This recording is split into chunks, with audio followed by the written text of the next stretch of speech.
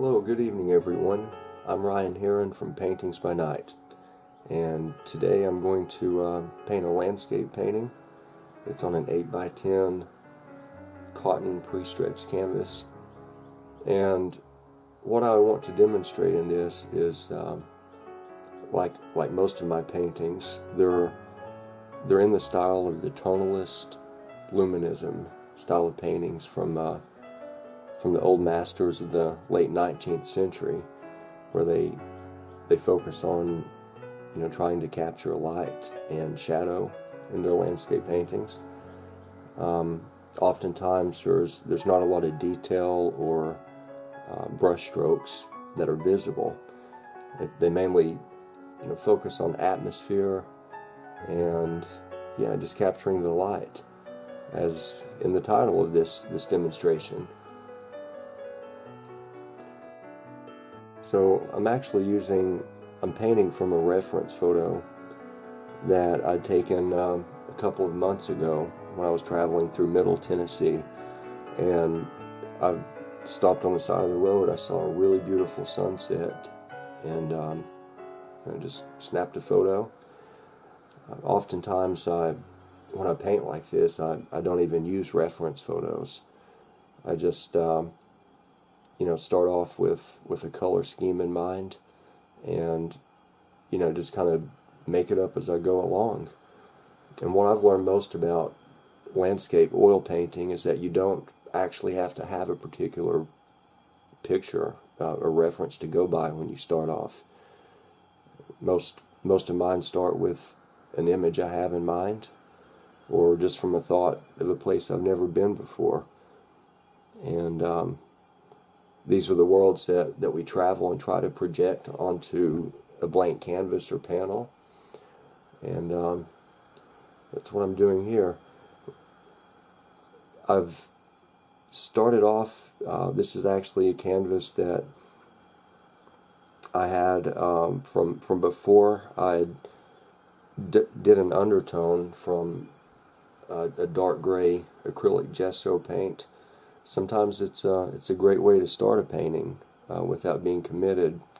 You can actually, gesso is what most canvases or panels are primed with.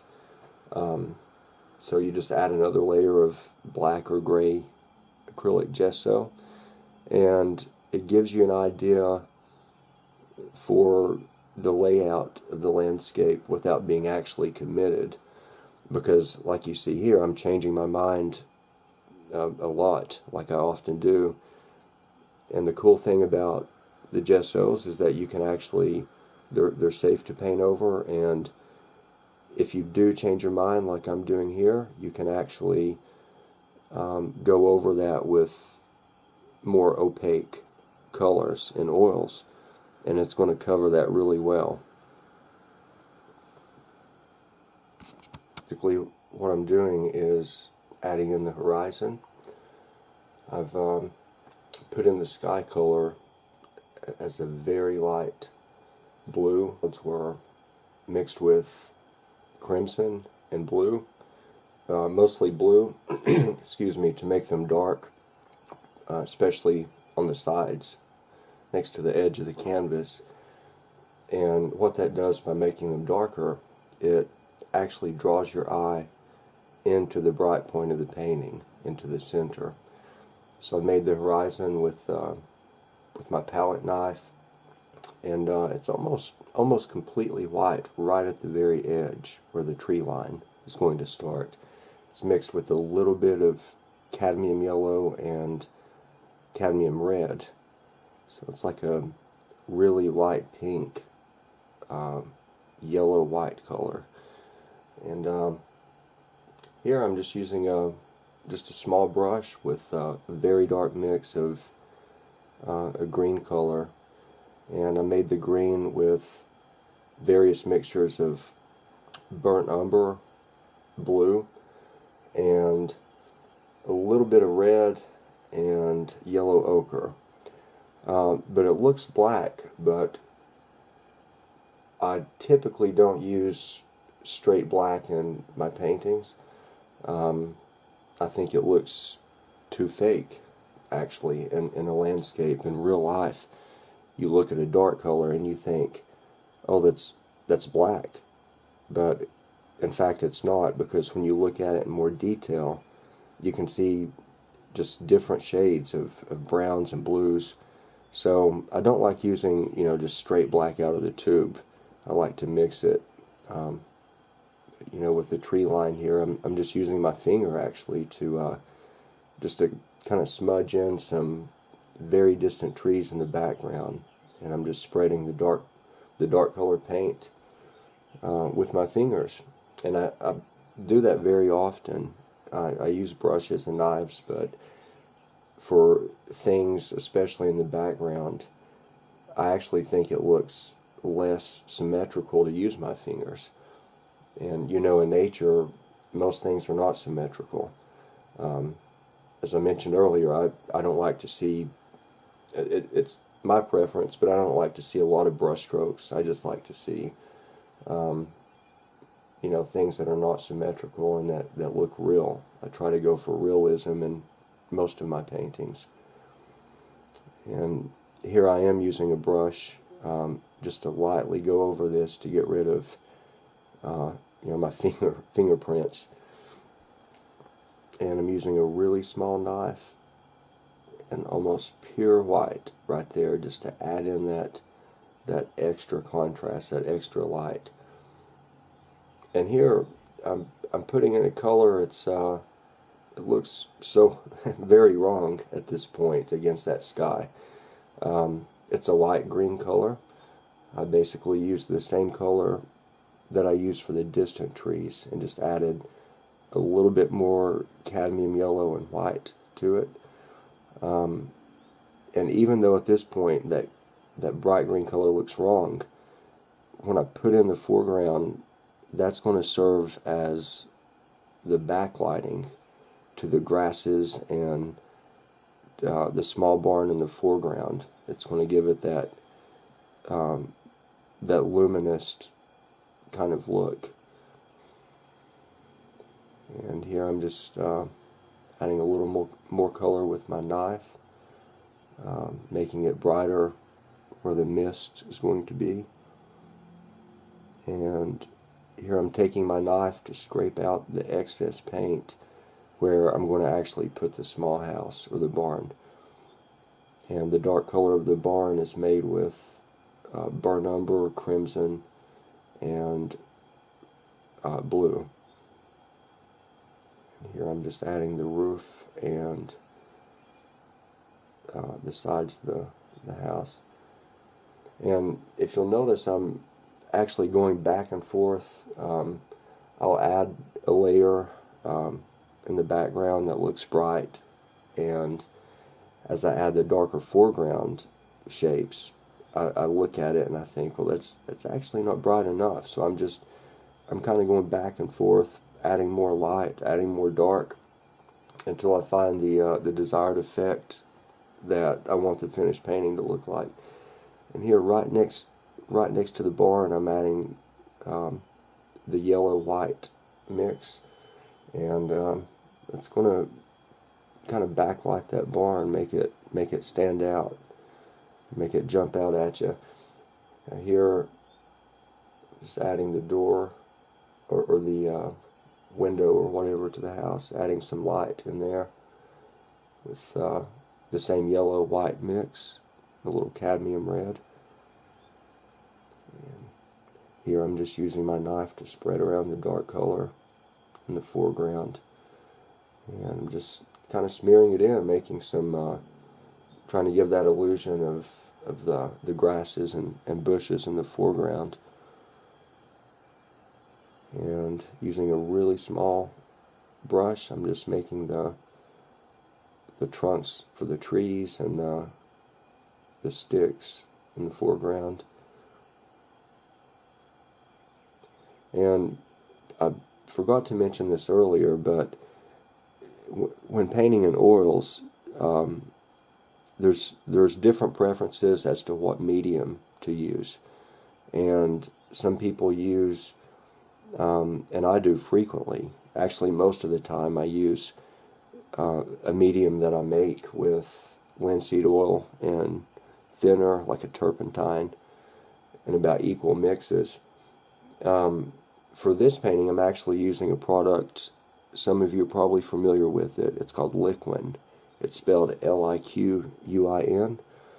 And if you're just starting off painting, I would highly suggest that using that as a medium, because you don't have to worry about mixing, the oils and the turpentine. You can actually just use it right out of the jar, and you can purchase that online or pick it up at your local art store. And when using a medium like Liquin, you can just mix it right into your paint, and it allows the paint to spread easier on the canvas or panel. And it actually increases gloss and dry time. So if you're selling paintings or if you're commissioned to paint, you can actually, it speeds up that drying time. There's times when I use linseed oil as a medium, and it takes several weeks, sometimes even a couple of months for painting to dry. So the Liquin actually just speeds up that dry time, and it works really well. Here I'm just adding the road going to the small house. It's that same dark mixture of burnt umber, just a little bit of cadmium red and blue, and the sides look almost black. And as I said earlier, I keep going back and forth. I'll take a step back and look at the painting and think, it's still not jumping out at me enough. It's not bright enough. So I just go back in and add more dark and add more light. And right here I'm using my knife to put in some highlights on this tree shape, kind of making that stand out just a little bit on the very top.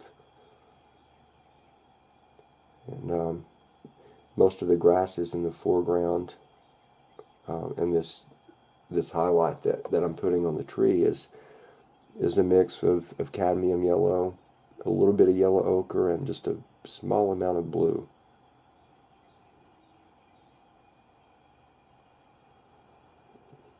Here I'm just spreading the paint around just a little bit more, adding just a little bit more backlighting to that shrub right in the middle of the canvas, because that's where, when you look at this painting, the darker the edges and the darker the foreground, the more that's going to stand out, and automatically your eye is drawn right to the middle, the centerpiece of the painting.